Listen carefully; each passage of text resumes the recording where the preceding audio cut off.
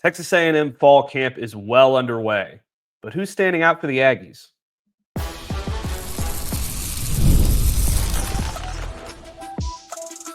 You are Locked On Aggies, your daily podcast on the Texas A&M Aggies, part of the Locked On Podcast Network, your team every day. Welcome in. You are Locked On the Texas A&M Aggies. I am your host, Galatzan. With me today is Harrison Reno as my usual Thursday guest. Thank you for making Locked On Aggies your first listen every day, part of the Locked On Podcast Network, your team every day. Harrison, we are well into fall camp so far, and there's been a lot of noise about a lot of players, a lot of guys stepping up, some healthy players returning like Le'Veon Moss and Ruben Owens, Tyreek Chappell among them. There's some new players on the scene that are starting to make a name for themselves as well. But looking at it from sort of a macro perspective, everything coming out of fall camp is kind of everything looks great, everything's merry and rosy, and the third string fullback is the best fullback in the country, kind of a deal, right? But from what we've noticed and what we've seen, we're going to kind of pick and choose our choices for our favorite fall, favorite standout players for the fall so far. I'm going to go first. I'm going to say, Amari Niblack, the tight end, transfer from Texas. He's been getting rave reviews from Coach Mike Elko. He's been getting rave reviews from the offensive coordinator, Colin Klein. And he's coming in at a position that I think is really critical to this offense. They had Theo Melanostrom already on the roster, but they need a guy at the position who can be a certified receiving threat, get downfield, and make plays there. And here's what Mike Elko had to say about Amari Niblack. From a recruiting standpoint, I think it was an interesting one because of his relationship with Holman Wiggins, the receivers coach. So when he entered the transfer portal, he had been with Coach Wiggins at Alabama, and he didn't have the best year last year, but I think there was a prior track record of what he was capable of and what his potential was. We were looking for a taller pass catcher, and so that's one that made the connection all fit. I think that what you see from him is a really tall, long, athletic kid. He continues to get comfortable, continuing to develop in the things that we're doing, and I think he has a chance to be a weapon for us this year if he can keep it going. And that's just what Elko is saying about the potential. We've seen what he's been doing so far in fall camp. He seems to be becoming a favorite of Marcel Reed, and I think that's a very positive sign. Yeah, absolutely. And this is his chance to shine. I mean, he was part of a Texas offense last year that, the star of the show in the tight end room was Gunnar Helm. And now Amari Niblack is going to get his chance here in College Station to prove that he has what it takes to be kind of the star of the show in the tight end room. I know you see it, with the Cowboys and Jake Ferguson, Dak Prescott, like tight ends are just naturally in football a safety net option for a quarterback. It seems like most good quarterbacks always have great relationships with their tight end. I'm excited to see what Amari Niblack can do more, outside of just the normal inline wide blocker as a tight end. Now he's going to get a chance to really be a part of an offense that, as we've seen over the years, maybe more so dating back to his time at Kansas State, Colin Klein gets creative. We know that in the run game. We know that in the quarterback run game. And we've seen that a little bit in the passing game. I'm interested to see how he draws up some touches for Amari Niblack from game to game. Yeah, absolutely. And his skill set is so unique. He's really a wide receiver at playing the tight end position.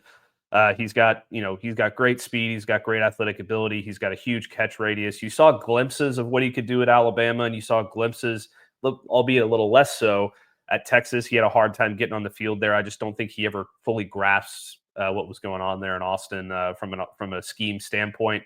I just don't think he was necessarily a fit for what they ended up trying to do there. But he seems like a natural fit for what Colin Klein likes to do. He seems like he could really thrive in this offense, and it's showing so far in fall camp. Whether or not he takes over as the starter is another question entirely, because you do have Theo Melanostrom there as the kind of incumbent returner. That they had a couple guys go to the NFL, but he's the sort of ranking seniority there. And they also have a couple of other transfer tight ends in the room as well who are gonna make for some pretty stiff competition. But it should be interesting. I've been very impressed by what I've seen from him so far. But he's also not the only offensive player that we've seen stand out, even in the skill position area. Yeah, you're right. And it's honestly, there's 2 more transfers that have been, I think, subject of attention since they got on campus. And that's Casey Concepcion, Kevin Concepcion, and Mario Craver. I know we talked about a few weeks ago how Craver was kind of going under the radar. And it doesn't seem like he's as much under the radar anymore. And it's hard because we're still early. I think it's day 6. They just went through day 7 today of fall camp. So it's still very early. The pads are going to come on here eventually. They're going to scrimmage eventually. And we're really going to see more than just them throwing kind of routes on air. We're going to see them competing. But when you look at what Colin Klein said about his 2 transfer receivers, he said, and I quote, "I think when you talk about Casey and Mario as a couple of new additions, I think both of them, what sticks out to me about both of them is they both love to compete. They both love the game of football. They play extremely hard every snap, whether it's blocking, whether the ball's coming their way or not. And they're team guys. If a quarterback misses a ball, they're going over there and encouraging them like, hey, we'll get the next one." So there's just a really good, not just skill set of route running, understanding coverages, those types of things, actually doing the job. There's a lot of intangible things they brought to a unit that I've been really excited about. I know it sounds a little bit like coach speak there, but Matt, I know you've covered it. I definitely covered it. I've seen it. Heck, just like the Dallas Cowboys every Sunday. You have the receiver is very much a kind of a diva role. When you get those out at receiver, they can be a little bit of divas and they can get upset and trying to upstage their quarterback when things aren't going their way. Hearing him say that about those 2 guys, especially Kevin Concepcion, is something that I think I love to hear in terms of they're not going there and trying to upstage their quarterback thinking they're much better than everybody else. They're going there trying to help the team genuinely and try to win. And real quick, I wanted to give this guy a shout out. And I know, again, it's from, we're seeing routes on air, so we haven't seen them really in one-on-one settings, in game settings. But I've been impressed with Jerome Myles just from a size perspective, Matt. They have him listed at 6'2", but when I'm seeing him run, he doesn't look 6'2" to me. I mean, I've seen multiple videos where he looks much bigger than 6'2". And I know you talked about him a few weeks ago as a guy who ran track, as a guy who has that speed. But he has that frame that kind of goes off of what you said a few weeks ago. He can play on the outside in the SEC. He looks ready right now in terms of a frame. Yeah, absolutely. And he's finally healthy. Mike Elko mentioned that Jerome Myles wasn't entirely healthy for spring football. He was running track in the spring when he got to A&M, but that was all straight line stuff. He wasn't cutting or doing anything like that to put stress on the knee. So it's good to hear that he's finally healthy, and when he's healthy, he's making a show of it. He's an extremely impressive athlete. He's the kind of guy that, I believe we talked about this a few weeks ago, but I feel like he's the kind of guy that when he is fully healthy, he has a chance to maybe not be Jeremiah Smith or Ryan Williams, but he could be Cam Coleman, Ryan Wingo from Texas, freshman season Emmett Mosley at Stanford, like one of these guys that's not necessarily a 1,200-yard receiver as a freshman, but a guy who can make a serious impact, get the ball in his hands in a lot of different ways, and just let him use his athleticism to go make people miss and go make plays downfield. I mean, you're talking about a 400, 500-yard guy, and if you had that type of profile to A&M's offense last year, they're probably much better of a unit, because that's another volume receiver that they have right there. Because we're talking about last year's receiver room, their leading receivers like 572 yards. So if you add in a 500-yard guy, another 500-yard guy, you got 2 really good receivers in a unit that was a struggle last year. And Matt, I think that's the theme so far. And I know it's still early. Still got, I think it's like the next 7 practices are really where you're going to see this team come together and how good they're going to be. But it already seems like the vibe around the Texas A&M offense is starting to turn a little bit in the sense that there's not that many questions about the receivers. You don't see people holding, anxious about them. It's just like, hey, we just want to see them go play now because we feel like we got some options. Yeah, absolutely. And it should be a very interesting early season for Texas A&M with the receiver core. It's, basically just all new guys and Terry Bussey, and I guess Ashton Bethel Roman is in there as well. But for the most part, it's just going to be a whole new group of guys trying to build that chemistry with Marcel Reed, and it's going to be a lot of fun to watch early on in the season against Utah State, and then eventually you get to Notre Dame, and that's going to be the first real test that they face early on in this season. So stick with us. After this break, we're going to change gears a little bit. We're going to stick with fall camp. We're going to talk about a pretty interesting position battle going on for the Aggies right now.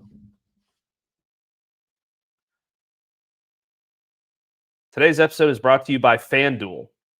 Summer sports are in full swing, and whether you're about baseball under the lights, golf on the green, or high-stakes soccer action, FanDuel is the best way to make every game even more exciting. You're already following the action. Why not make it a little more thrilling? With FanDuel, you can get in on the game while your friends are getting sunburned at the beach. It's easy to use, fast to pay out, and makes even regular season games feel like must-watch events. New to FanDuel, customers can bet just $5 and get $150 in bonus bets if your first bet wins. Open the FanDuel app today or visit FanDuel.com to get started. All right, Harrison, we are back. And, the position battles are always a part of fall camp, right? It's, you have your positions that are set. Texas A&M knows who their starting quarterback is. It's Marcel Reed. Texas A&M knows who their starting, left tackle is. It's Trey Zune. They pretty much know who that entire offensive line starting is, actually. They know who their running backs are. They're figuring out the receiving thing, but they've got their front runners. I think one of the most underrated position battles that we're seeing so far this offseason is backup quarterback.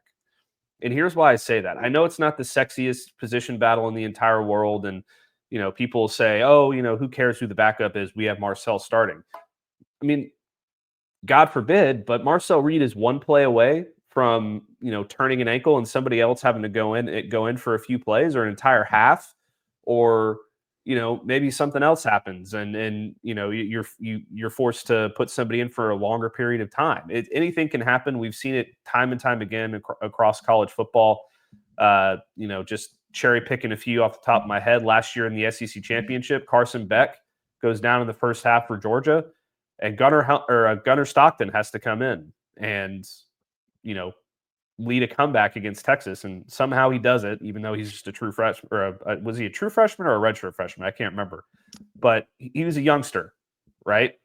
And he's going in there against a vaunted Texas defense and really causing problems. Speaking of Texas, they had to deal with it last year with Quinn Ewers with the whole Arch Manning thing early on in the season. Had to deal with that for the last couple of years, and on down the list. There's always examples of this across college football. You just have to be ready with a number 2 quarterback each and every week, because anything can happen. So far here for Texas A&M, it's according to offensive coordinator Colin Klein, it's a wide open competition, and it sounds like there's 3 or 4 guys in there who could really get the job. Yeah, and immediately the one that I go to, and I was actually just pulling up his game log because I remember watching him against Georgia just the other year. Jacob Zeno is the most experienced guy. Mm-hmm. We're talking about a 7th-year quarterback. 7, not 6, not 5, 7. This guy has played a ton of games. I mean, this is a guy that started his career at Baylor. I remember watching him at Baylor. Heck, Matt, I remember you covered him when he was at, or you covered games when he was at Baylor. This guy's been around for a long time. This guy definitely knows the daily grind that comes with being a college football quarterback. When you talk about the experience, he has all this. Matt, I know he was at UAB, but this is a guy that was a 73.6% completion percentage guy at UAB in 2023. And I get it. People are going to balk at that and say, oh, it's UAB. It's playing in the American, not really playing many good teams. But I go to this game because I remember watching this game. In 2023 against Georgia, UAB put up 21 points. He was a 62.7% completion percentage guy in that game against Georgia. Against a good Georgia defense. He was 32 of 51, 2 touchdowns and an interception. He ran for 22 yards with another touchdown. What can he do with an SEC group, around him if he does have to go in there? This is a guy who's been around. He's kind of a college football journeyman, and he's been relatively successful. To me, you don't bring in a guy like this for no reason. They know why they brought him in, and if the first bullet flies and he has to go in a football game, I think A&M has to have some sense of confidence that, hey, there's not much that this guy has not seen. Right, absolutely, and I feel like he absolutely has to be the favorite in terms of, experience and, just confidence the guy's going to know what to do in the right situation, make the right read, minimize mistakes, just manage the game, which is the most important thing that a backup quarterback can do, right? And if you go with one of these other guys who are both very talented in their own right, and I'll get to them in a minute, uh, there's always the opportunity. It's a lot more boom or bust, I guess, is what I would say. You could have a situation, like let's say Arch Manning coming in against UTSA and absolutely lighting up the Roadrunners for 200 some odd yards through the air and a bunch of yards on the ground, and everybody saying, "Oh my God, this guy's the next Heisman Trophy winner once he gets the starting job." Or you could have a situation where it's maybe like a Marcel Reed, where he comes in and he has to start the Florida game out of nowhere, and he comes in and he lights Florida up, and everybody's now talking about Marcel Reed. Or it could go in the opposite direction, right? And it could be a complete disaster. So it really depends on your confidence level in this kid's in this player's, whoever this player ends up being. It's all about your confidence in them being able to run the system the way that it's supposed to be run and minimize the mistakes. And Jacob Zeno seems like the best bet to be able to do that in a pinch. Let's say, Marcel Reed turns an ankle at right before the half against, let's say, Notre Dame or Auburn. Let's say Auburn. You feel decently okay that you can just, have Jacob Zeno hand the ball off and make timely passes on that offense and be able to move the football against an Auburn Tigers defense. Conversely, if it's more of a long-term thing that this player has to play, maybe it would be better to go with a younger player who has more of an upside. It can help win you a couple of games if he reaches that potential. So you talk about Myles O'Neal, who was a 4-star recruit coming out of high school as part of the 2020, I believe the 2023 class. He's seen a little bit of action for the Aggies, completed 5 of 6 passes for 51 yards against New Mexico State, including his first touchdown. And he was a 2023 Gatorade Player of the Year for New Jersey. He threw for 2,151 yards and 20 touchdowns as a senior. So not eye-popping stats in high school, but efficient stats. Back-to-back years of 72% passing. And then you go over to Brady Hart, and he was a consensus 4-star recruit himself. He was part of the 2025 class. He was the number 134 player in the 2025 class. And his stats here, he threw for 7,476 yards and 78 scores in his career. His career there at Cocoa, Florida, including 3,592 yards and 36 touchdowns in his final season there. And as a first-year starter in 23, he threw for 3,759 yards and 41 scores, and helped his team to a state title that season. So that guy's a proven winner at the high school level. How can that translate to the college level in the SEC? I'm not so sure. But depending on the situation, there's just a couple different ways you could go here, honestly. Yeah, I remember watching Miles McNeil in the spring game and being really impressed. I mean, people have to remember this is a guy that was leading that unit to, I think they put 21 points up. They won 21-7 in that spring game with him as the starting quarterback for one side. He was 10 of 21 with the touchdown to Isaiah Williams.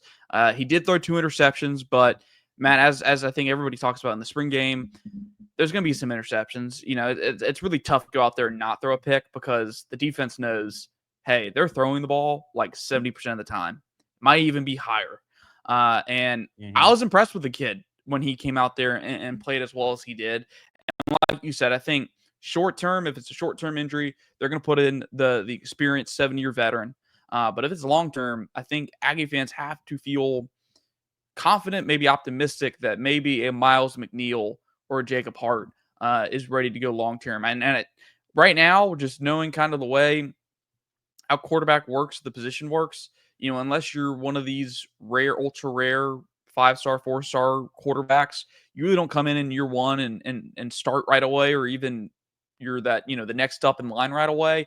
The Aggies have two rather experienced backups in Hart and Zeno that they should feel pretty confident about if anything was to happen to Marcel Reed. Yeah, absolutely. So it could be Zeno, it could be Myles O'Neal, could be Brady Hart. I think we're both in agreement though that in a pinch you got to go with the experience, and I think that that's what's going to help Zeno win out at the end of the day. Let's take another quick break. Then when we come back, we're going to dive into a little bit of top 25 talk. In a we'll say a quote unquote poll that was a little bit kinder to the Aggies.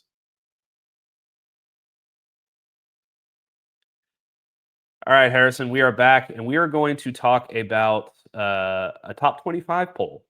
It's not an official one.